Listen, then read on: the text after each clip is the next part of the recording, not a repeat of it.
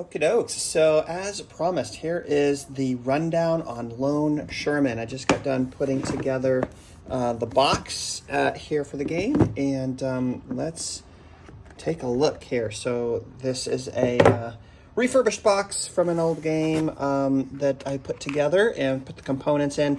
So, this is the original Lone Sherman. There is Lone Sherman Pacific Theater, apparently that's been released. So I'm waiting for that one, waiting for the fan love to catch up on updated tokens and possibly some 3D miniatures, etc.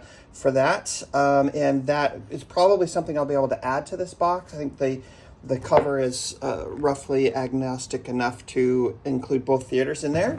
And I think it should have plenty of room in the box. So first thing I did is I did go ahead and print out sort of the updated tokens on all of these, the 2D tokens, right?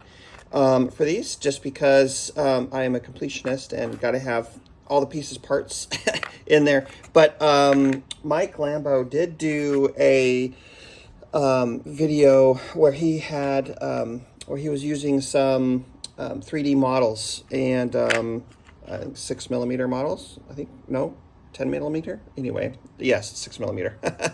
And here we are. So I went ahead and got those, and they're very cool.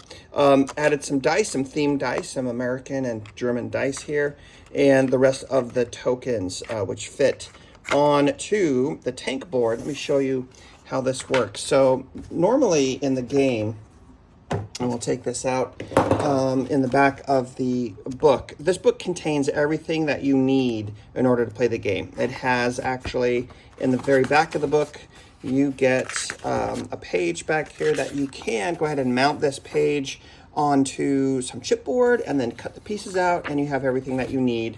It's all contained right in here. Each one of the maps has sort of the control mechanism for the tank, right? Where you put the commander and the loader gunner, assistant driver and driver, etc. And then you're moving around the map here.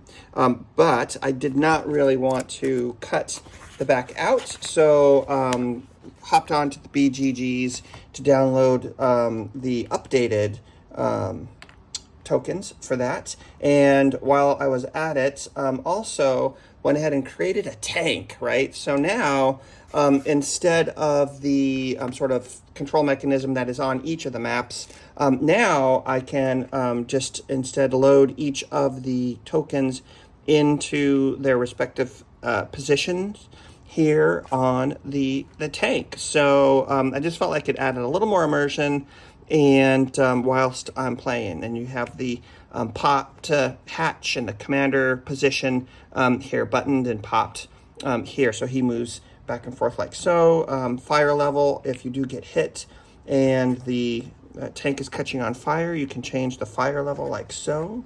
When it is loaded and unloaded, there's the bullet in there, and if you get hit and the engine gets taken out, you can have your status, your immobilized status too. So just a little mechanism here that I thought would be cool to just add that little bit of spicy immersion that I'm so fond of. So so there is that. And then lastly, the other thing that I did, right, is I was talking about how you can use all of the maps in here, and you can just kind of push this open and sort of, you know, make the book sort of bend to your will, if you will. I decided instead to go ahead and make a separate book.